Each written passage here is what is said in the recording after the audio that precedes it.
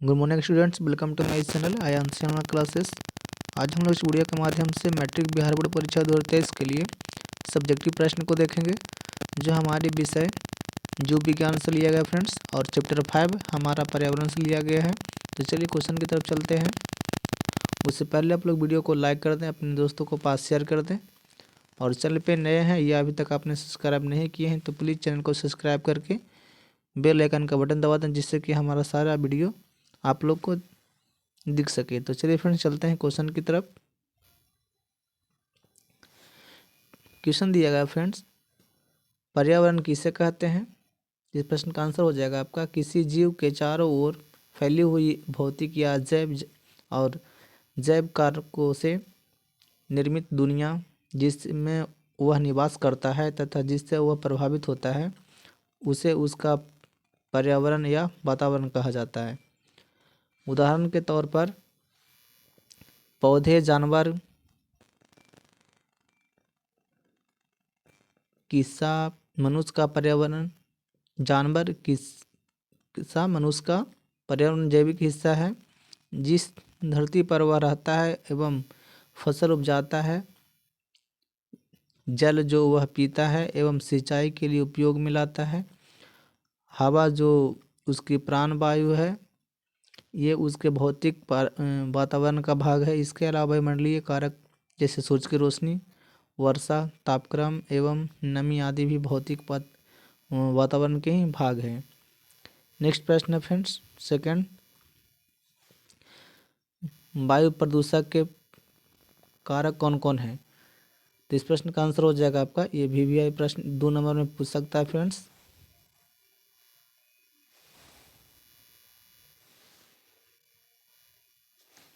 तो इस प्रश्न का आंसर हो जाएगा आपका, वायु प्रदूषण का मुख्य कारक है carbon dioxide gas, sulphur dioxide gas एवं कार्बन मोनोऑक्साइड गैस। नेक्स्ट प्रश्न है, प्रदूषण से क्या समझते हैं। तो इस प्रश्न का आंसर हो जाएगा आपका, पर्यावरण में अवांछित पदार्थों का मिलना प्रदूषण कहलाता है। यह वायु, जल तथा मिट्टी सबको प्रदूषित कर सकता है। नेक्स्ट प्रश्न है फ्रेंड्स, ओजोन स्तर का क्या महत्व है।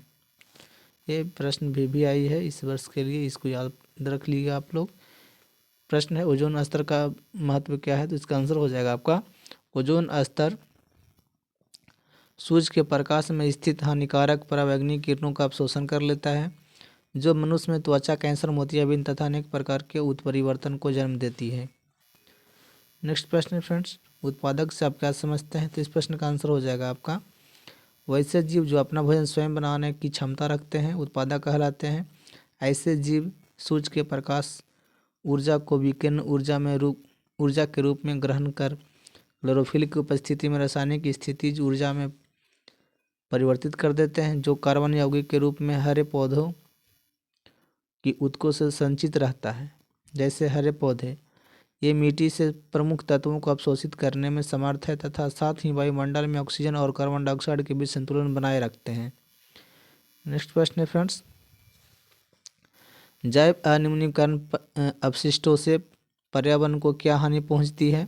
इसका आंसर हो जाएगा आपका, वायुमंडल में ऐसे कारक जिनका जैविक अपघटन नहीं हो पाता है तथा जो अपने स्वरूप को हमेशा बनाए रखता है, अर्थात प्राकृतिक विधियों द्वारा नष्ट नहीं होते हैं, जैव अनिर्मलीकरणीय अपशिष्ट कहलाते हैं। विभिन्न प्रकार के रसायनों जैसे कीटनाशक एवं पीड़कनाशक, DDT, सीसा, आर्सेनिक, एल्यूमीनियम, प्लास्टिक, रेडियोधर्मी पदार्थ जैसे प्रदूषक के कारक पर्यावरण को अत्यधिक हानि पहुंचाते हैं। यह लंबे समय तक पर्यावरण में बने रहते हैं, चूँकि यह अपघटित नहीं होते हैं। नेक्स्ट प्रश्न है फ्रेंड्स, पारिस्थितिकी तंत्र में उत्पादकों की क्या कार्य है। ये प्रश्न VVI है, इसको आप लोग डाउनलोड कर लीजिएगा। नेक्स्ट इसका आंसर हो जाएगा आपका, पारिस्थितिक तंत्र में पौधे उत्पादक का कार्य करते हैं। इसके द्वारा निम्नलिखित कार्य हैं।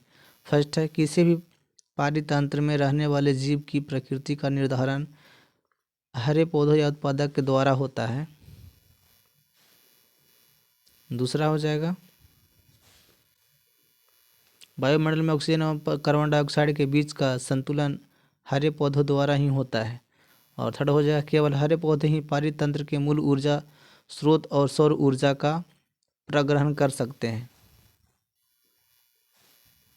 नेक्स्ट प्रश्न है फ्रेंड्स, जो कि ये VVI प्रश्न है, आप लोग इसका ध्यान से देख लीजिएगा। चित्र, पारिस्थितिकी तंत्र को विभिन्न घटकों को एक चित्र से दर्शाएं। तो चित्र इस प्रकार से होगा फ्रेंड्स। पारिस्थितिकी तंत्र को दो भाग में बांटा गया है, अजैव घटक और जैव घटक। अजैव घटक के अंतर्गत मृदा, वायु, जल, प्रकाश, ताप आते हैं और जैव घटक के अंतर्गत पौधे, जंतु, मनुष्य, सूक्ष्म जीव, धारी आते हैं।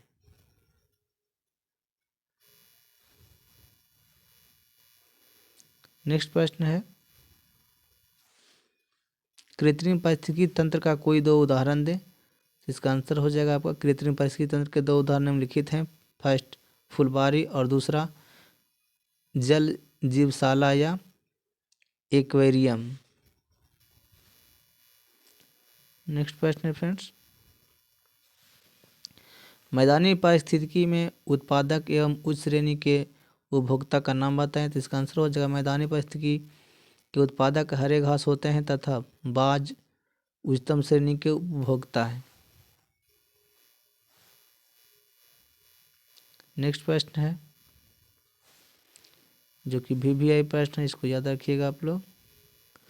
पारिस्थितिकी तंत्र क्या है? पारिस्थितिकी तंत्र के किन्हीं दो जैव घटकों के नाम लिखें। तो इसका आंसर हो जाएगा आपका जीव मंडल के विभिन्न घटक तथा उसके बीच ऊर्जा और पदार्थ का आदान प्रदान सभी एक साथ मिलकर पारिस्थितिकी तंत्र का निर्माण करते हैं।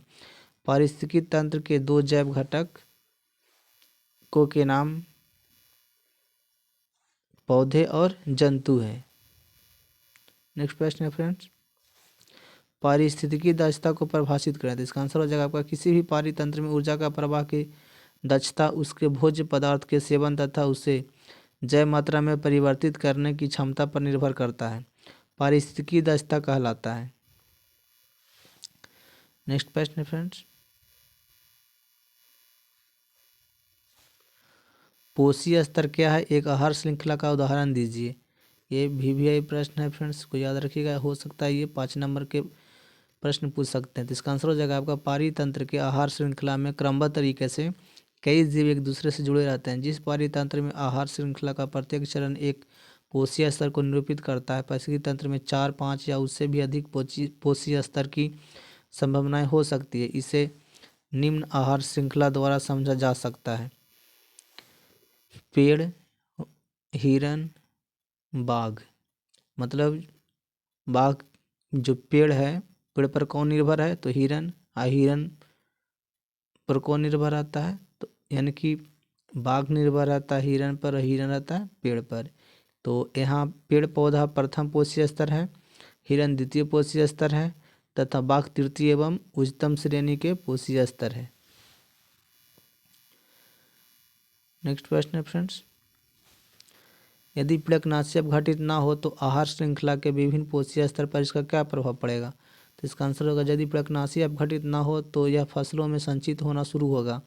फसल के दौरान यह आहार श्रृंखला के विभिन्न पोषीय स्तर तक पहुंचने लगेगा, जहां इसकी मात्रा बढ़ती चली जाएगी। अंततः सबसे अधिक मात्रा सर्वोच्च उपभोक्ता ग्रहण करेंगे। इसके कारण कई खतरनाक बीमारियों का सामना करना पड़ सकता है। इसमें मनुष्य की मृत्यु भी हो सकती है। अतः पीड़कनाशी का अपघटित न होना विभिन्न पोषीय स्तर पर प्रतिकूल असर डालता है। नेक्स्ट प्रश्न फ्रेंड्स, आहार श्रृंखला को परिभाषित करें। यह भी VVI प्रश्न है। इसका आंसर हो जाएगा आपका पारिस्थितिकी तंत्र के सभी जैव घटक श्रृंखलाबद्ध तरीके से एक दूसरे से जुड़े होते हैं तथा अन्योन्याश्रय संबंध रखते हैं। यह श्रृंखला आहार श्रृंखला कहलाती है।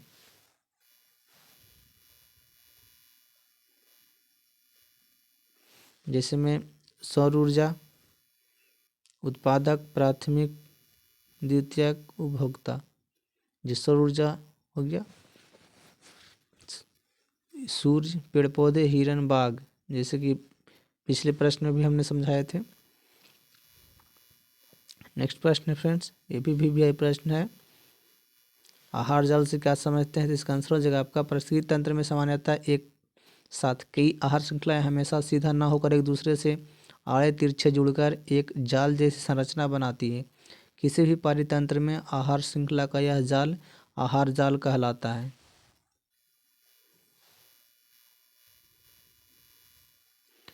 नेक्स्ट क्वेश्चन है फ्रेंड्स, ओजोन क्या है? यह किसी पारितंत्र को किस प्रकार प्रभावित करती है? तो इसका आंसर हो जाएगा ओजोन के अणु ऑक्सीजन के 3 परमाणुओं से बनते हैं। यह वायुमंडल की ऊपरी सतह में पाया जाता है। यह सूर्य से आने वाली पराबैंगनी विकिरण से पृथ्वी को सुरक्षा प्रदान करती है। यही पराबैंगनी किरणें जीवों के लिए अत्यंत हानिकारक है, जिससे मानव में त्वचा का कैंसर होता है। त्वचा का कैंसर हो जाता है। यह वायुमंडल में 15 किलोमीटर से 50 किलोमीटर तक ऊंचाई तक पाया जाता है, अतः यह हमारे पारितंत्र के लिए काफ़ी लाभदायक है। नेक्स्ट प्रश्न है फ्रेंड्स, पारितंत्र में अपघटकों की भूमिका बताइए। ये भी वीवीआई प्रश्न है।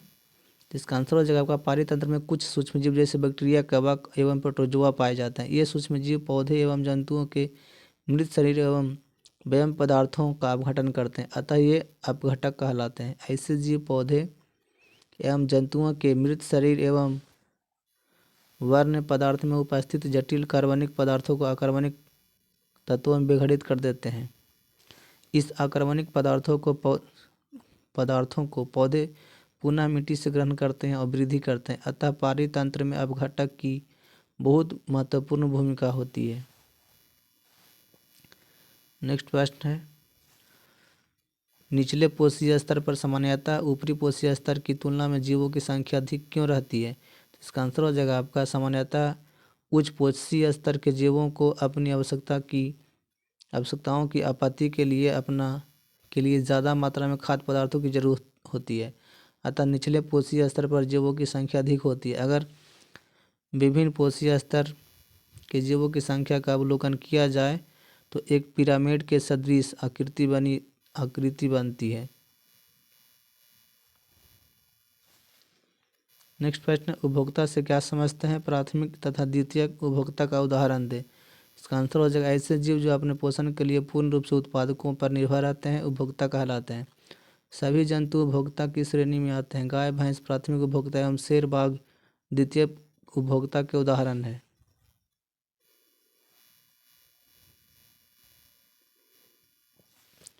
नेक्स्ट प्रश्न है, एरोसोल रसायन के हानिकारक प्रभाव क्या है? ये वीवीआई प्रश्न है फ्रेंड्स। इसका आंसर हो जाएगा आपका कुछ सुगंध झागदार शेविंग क्रीम, कीटनाशी, गंधकारक आदि डिब्बों में आते हैं और फुहारा या झाग के रूप में निकलते हैं। इन्हें एरोसोल कहते हैं। इनके उपयोग से वाष्पशील CFC यानी क्लोरोफ्लोरोकार्बन वायुमंडल में पहुंचकर ओजोन स्तर को नष्ट कर देते हैं। CFC का उपयोग व्यापक तौर पर एयर कंडीशनरों, रेफ्रिजरेटरों, शीतलकों, जेट इंजनों, अग्निशामक उपकरणों आदि में होता है। नेक्स्ट प्रश्न है फ्रेंड्स, संख्या का पिरामिड किसे कहते हैं? ये भी वीवीआई प्रश्न है, आप लोग याद रखिएगा इस प्रश्न को। इसका आंसर हो जाएगा आपका अगर विभिन्न पोषीय स्तर के जीवों की संख्या का अवलोकन किया जाए तो एक पिरामिड के सदृश आकृति बनती है, जिसे संख्या का पिरामिड कहा जाता है। सामान्यतः उच्च पोषीय स्तर के जीवों को अपनी आवश्यकताओं की आपूर्ति के लिए ज़्यादा मात्रा में खाद्य पदार्थों की जरूरत होती है, अतः निचले पोषीय स्तर पर जीवों की संख्या अधिक होती है। जैसे में देखिए सबसे नीचे जो स्तर है फ्रेंड्स, ये घास है, उसके बाद कीट पतंग है, उसके बाद मेढक है, और उसके बाद सांप है, और उसके बाद क्या है? चील यानी कि बाज है। तो सबसे अधिक मात्रा में क्या है? तो घास है, उसके बाद उससे कम कीट पतंग, उससे कम मेढक, उससे कम सांप और उससे कम बाज। नेक्स्ट प्रश्न है फ्रेंड्स,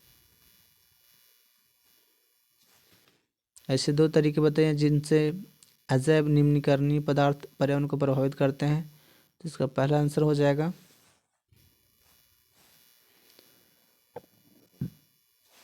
अजैव निम्नीकरणीय पदार्थों का अपघटन नहीं हो पाता। यह पदार्थ सामान्यतः अक्रिय हैं तथा पर्यावरण में लंबे समय तक बने रहते हैं अथवा पर्यावरण के अन्य सदस्यों को हानि पहुंचाते हैं। और दूसरा हो जाएगा वे खाद्य श्रृंखला में मिलकर जैव आवर्धन करते हैं और मानवों को कई प्रकार से हानि पहुंचाते हैं। यही उपरोक्त 2 तरीके हैं जिनसे अजैव निम्नकरणीय पदार्थ पर्यावरण को प्रभावित करते हैं। नेक्स्ट प्रश्न है फ्रेंड्स, अजैव निम्नकरणीय पदार्थों का वातावरण में बढ़ने का मुख्य कारण क्या है? इसका आंसर हो जाएगा आपका कल कारखाने एवं उद्योगों के कारण अजैव निम्नकरणीय पदार्थ वातावरण में काफ़ी बढ़ गए हैं। नेक्स्ट प्रश्न है फ्रेंड्स, किसी भी पारितंत्र में जैव घटक कौन कौन से हैं? उत्पादक एवं उपभोक्ता में उदाहरण सहित विभेद करें। तो इसका आंसर हो जाएगा आपका किसी भी पारितंत्र में निम्न जैव घटक हैं पेड़ पौधे, जंतु, सूक्ष्मजीव आदि। किसी पारितंत्र में हरे पौधे तथा प्रकाश संश्लेषी बैक्टीरिया जो अपना भोजन प्रकाश संश्लेषण के द्वारा बनाते हैं उत्पादक कहलाते हैं। इन्हें स्वपोषी भी कहते हैं। किसी पारितंत्र में वैसे जीव जो भोजन का संश्लेषण स्वयं नहीं कर पाते हैं अपितु प्रत्यक्ष या परोक्ष रूप से उत्पादकों पर निर्भर रहते हैं उपभोक्ता कहलाते हैं। नेक्स्ट प्रश्न है फ्रेंड्स, पारिस्थितिकी तंत्र एवं जीवोम या बायोम में अंतर स्पष्ट करें। ये VVI प्रश्न है फ्रेंड्स, याद रखिएगा आप लोग। इसका आंसर हो जाएगा आपका पारितंत्र एवं बायोम या जीवों में अंतर निम्न प्रकार है, यानी कि इस प्रकार है।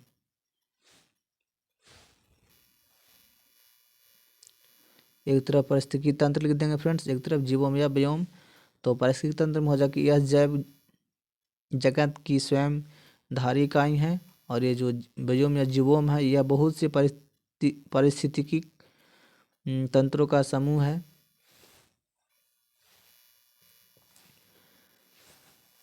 दूसरा हो जाएगा यह जैव जीवों और अजैव पर्यावरण से मिलकर बनता है। और जो जीवों होता है फ्रेंड्स, इसमें समान जलवायु वाले एक निश्चित भौगोलिक क्षेत्र के अनेक पारिस्थितिक तंत्र होते हैं। और तीसरा अंतर हो जाएगा आपका यह जैव जगत की अपेक्षाकृत छोटी इकाई है और ये जो जीवोम या बायोम होता है फ्रेंड्स, यह जैव जगत की एक बहुत बड़ी इकाई है। नेक्स्ट प्रश्न है, जैव अनिम्नीकरणीय एवं जैव निम्नीकरणीय अपशिष्टों में क्या अंतर है? उदाहरण सहित समझाएं। ये भी VVI प्रश्न है फ्रेंड्स। ये जो 2 प्रश्न है ये 5 नंबर के प्रश्न में आ सकते हैं, इसको ध्यान से देख लीजिएगा। लिखेंगे कि जैव निम्नीकरणीय एवं अजैव निम्नीकरणीय अपशिष्टों में निम्नलिखित अंतर है। एक तरफ जैव अनिम्नीकरणीय लिख देंगे और एक जैव निम्नीकरणीय अपशिष्ट लिख देंगे। तो एक तरफ लिखेंगे ऐसे अवांछित पदार्थ जिन्हें जैविक अपघटन के द्वारा पुनः उपयोग में नहीं लाया जाता है जैव अनिम्नीकरणीय कहलाता है, अपशिष्ट कहलाता है, जैव अनिम्नीकरणीय अपशिष्ट कहलाता है फ्रेंड्स। और दूसरी तरफ लिखेंगे ऐसे अवांछित पदार्थ जिन्हें जैविक घटक के द्वारा पुनः उपयोग में आने वाले पदार्थों में बदल दिया जाता है जैव निम्नीकरणीय अपशिष्ट कहलाता है। दूसरा में अंतर हो जाएगा फ्रेंड्स कि कीटनाशक DDT, आर्सेनिक, प्लास्टिक आदि, और ये इस तरफ हो जाएगा निम्नीकरणीय तरफ हो जाएगा मल मूत्र, मृत शरीर, घरेलू अपशिष्ट। और अनिम्नीकरणीय तरफ हो जाएगा कृषि द्वारा उत्पन्न अपशिष्ट और निम्नीकरणीय तरफ हो जाएगा रेडियोधर्मी पदार्थ आदि। तो फ्रेंड्स इस लेसन में कुल 27 यानी कि 27 प्रश्न थे। यदि आप लोग को ये वीडियो अच्छा लगा तो लाइक कीजिए, अपने दोस्तों के पास शेयर कीजिए और चैनल को सब्सक्राइब करके बेल आइकन का बटन दबा दें जिससे कि सारा इंपॉर्टेंट जो प्रश्न होगा फ्रेंड्स आप लोग को तक पहुंच सकेगा। तो थैंक यू फ्रेंड्स, आशा है कि आप लोग वीडियो को लाइक कर दिए होंगे, चैनल को सब्सक्राइब भी कर लिए होंगे। तो थैंक यू, जय हिंद, जय भारत।